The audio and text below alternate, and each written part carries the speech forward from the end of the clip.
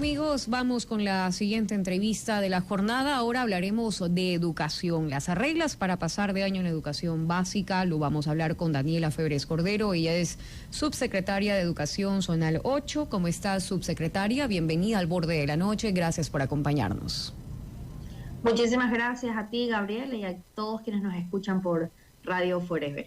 Ahora, ¿qué factores los llevaron a cambiar de decisión respecto a la no repetición del año en la primaria? Recordemos que esto había sido modificado en el gobierno anterior, se entiende por una política ministerial, pero hoy el timón fue para otro lado. Entonces, ¿qué causas o qué factores los motivaron a cambiar de ruta? Claro que sí, Gabriel. Efectivamente, el Ministerio de Educación derogó el acuerdo ministerial 063A y en ese sentido lo que se propone es una nueva normativa para la evaluación y la promoción de los estudiantes. Nosotros como Ministerio de Educación lo que hemos venido trabajando durante todos estos meses justamente es evitar que exista el abandono escolar.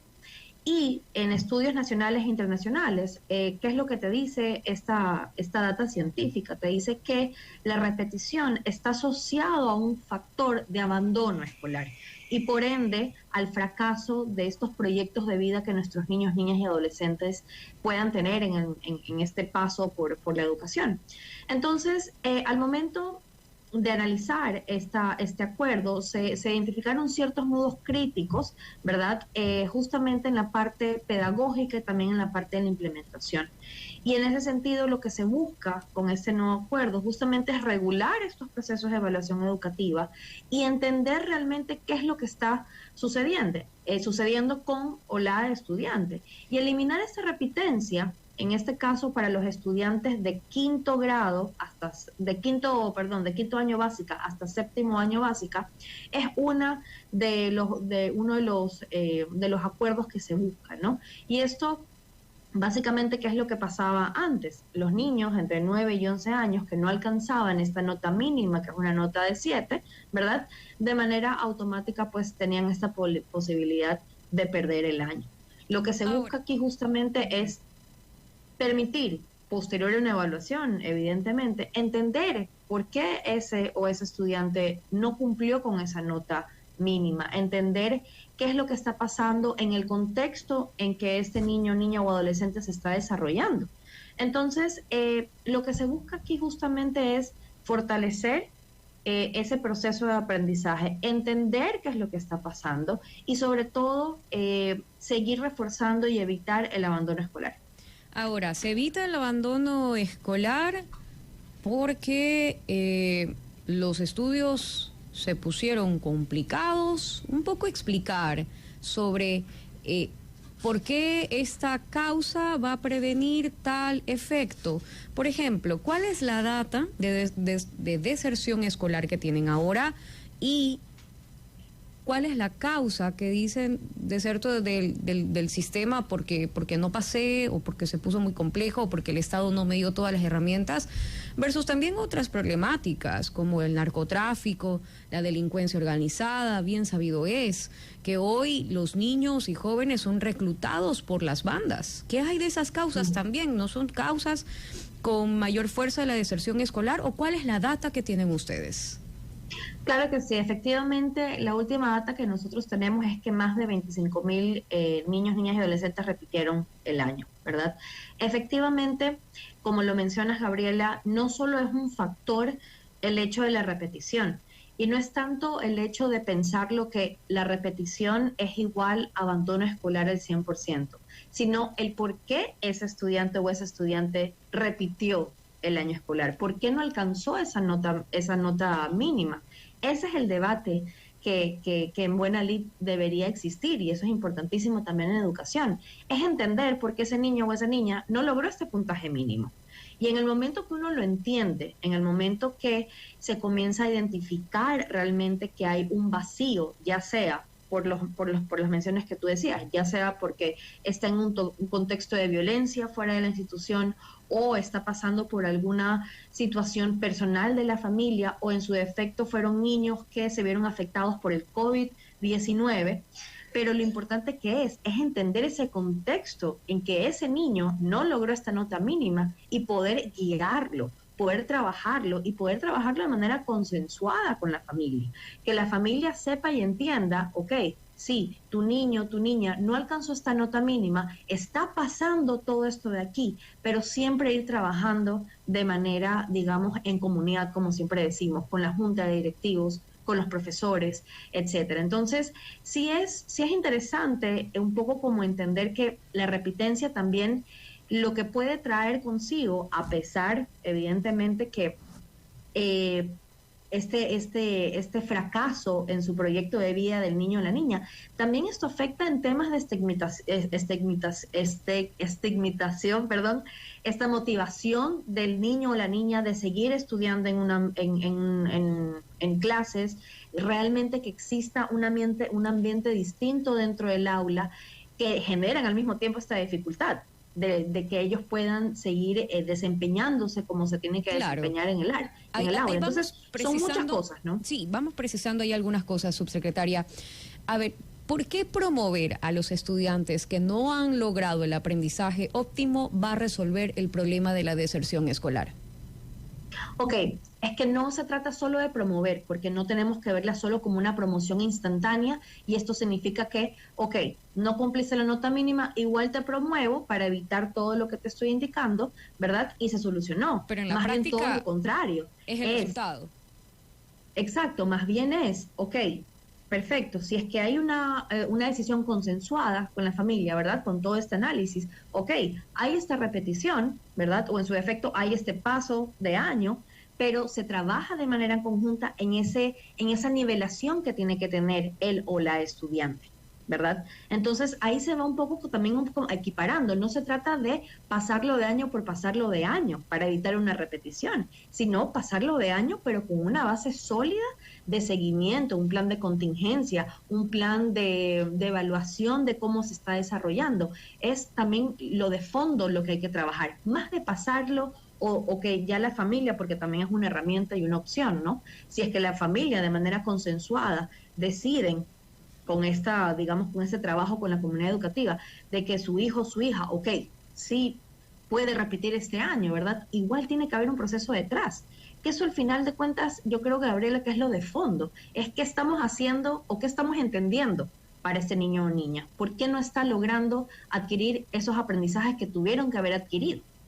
Claro, pero ahí también va la responsabilidad del Estado, sobre todo para las instituciones educativas públicas, de que este niño pase.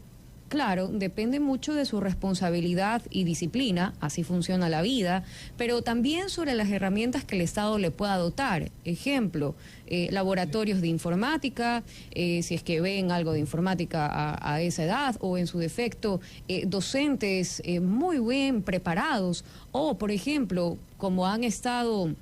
La educación está en constante contingencia por la pandemia, por la inseguridad y ahora por los apagones, es ver cómo se trasladan esos aprendizajes a los estudiantes en otros contextos, por ejemplo en las clases virtuales, porque una clase virtual no es que yo voy a dar la clase por Zoom, eso no es una clase virtual. Una clase virtual es darla en un entorno virtual y para eso se requiere de inversión. Entonces, si esta deserción escolar o la eliminación de la repitencia, etcétera, ¿no también sería una evaluación para ustedes? Sí, yo creo que es una evaluación para todos, es una evaluación para todos porque tú muy bien lo has mencionado y es necesario siempre contextualizar la educación. Las sociedades son sociedades que van cambiando. Yo creo que el COVID-19 nos dejó una lección no solo en la parte de educación, sino a nivel general, las formas en cómo trabajábamos, la forma en cómo utilizábamos el tiempo, y la educación evidentemente no fue una excepción.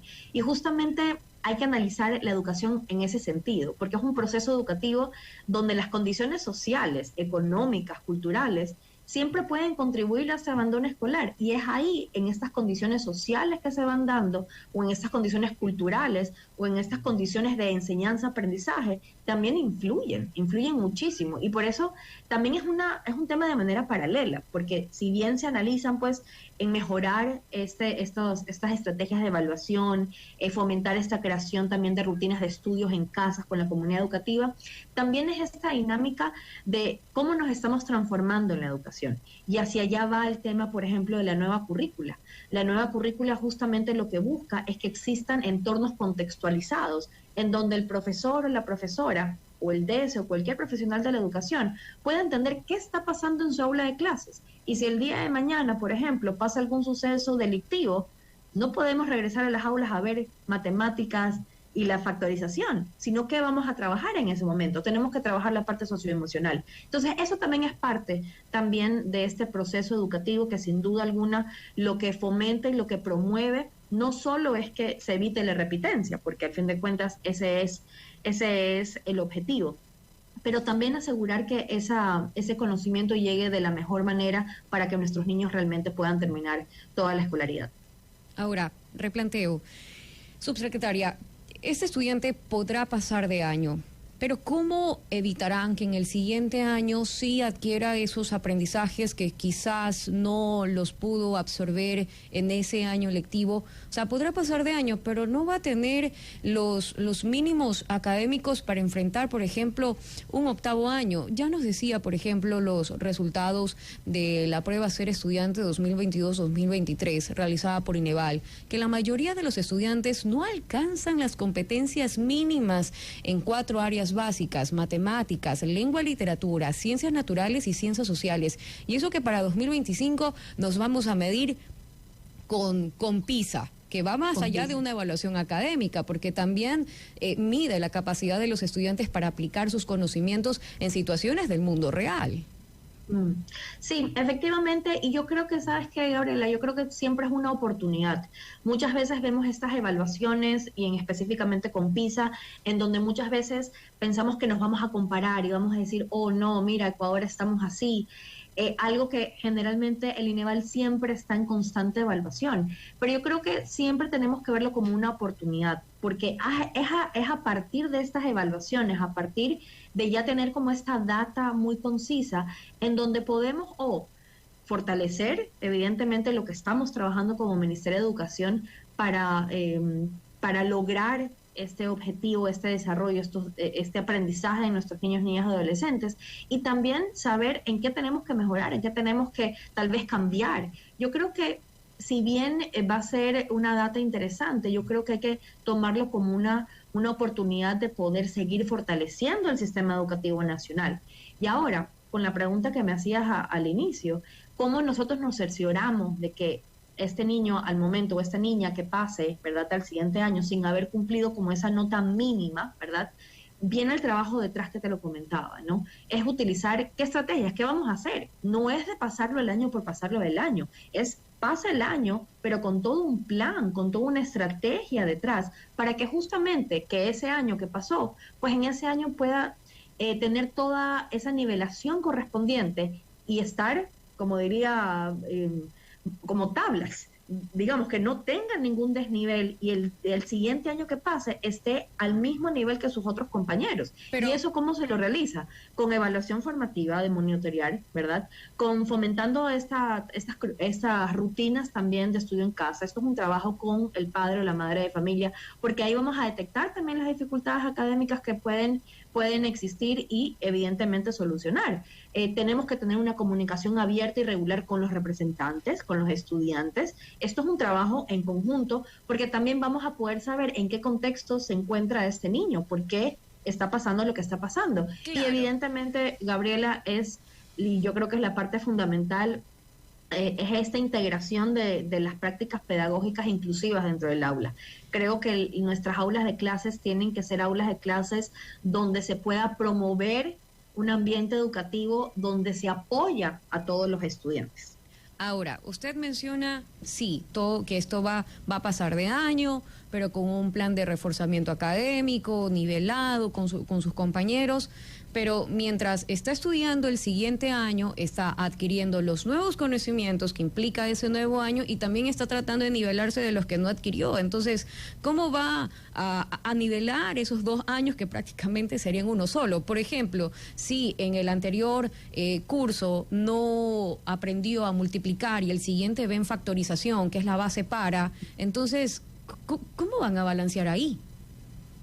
Claro, bueno, yo creo que esa es la parte, yo creo que ese es el gran desafío al fin de cuentas, pero es algo que... Un desafío que ya debe estar resuelto.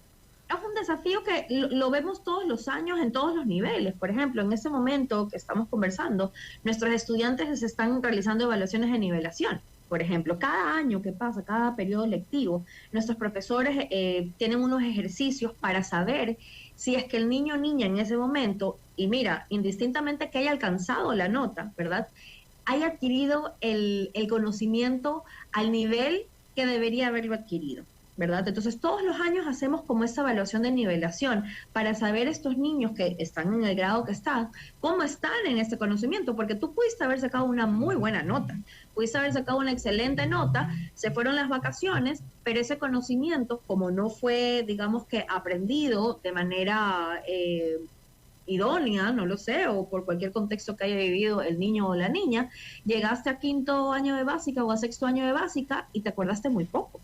Entonces, tenemos que ir más allá y un poco romper como ese paradigma de la nota como tal. Los niños tienen que ir a clases realmente a decir, ok, quiero aprender, he aprendido esto puedo aplicarlo en mi día a día, en mi casa, o ya cuando se están graduando en mi futuro, más que enfocarnos en una nota. Y eso era lo que específicamente trataba este acuerdo, es que si no cumplías esa nota, no tenías otra, te quedabas en supletorio. Sí. Y aquí, una vez más, y lo voy a seguir como precisando, es entender por qué no. Entonces, si bien lo que indicas es algo lógico, es como, ok, si no adquiriste este conocimiento mínimo, estás pasando al otro, ¿y cómo te vas a nivelar? De eso se trata justamente en los primeros meses del año, poder entender que los profes vean cómo está su aula de clases y ver en qué tiene que ir reforzando un poco más.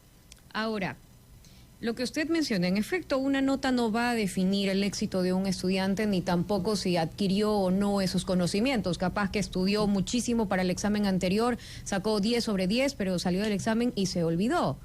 Ya, se dan esos aspectos, pero ahí más bien no sería repensar las herramientas con las que se evalúan los conocimientos de los estudiantes, no ser tan objetivos de que me den una hoja y que el estudiante ahí responda, sino también medir cómo esos conocimientos los aplican para resolver problemas de la vida real. Es decir, voy a la tienda con tantos dólares a comprar X cantidad, y es decir, ahí ya tienes un ejercicio de administración, un ejercicio de matemáticas, es decir, no sería más bien de repensar las herramientas de la evaluación.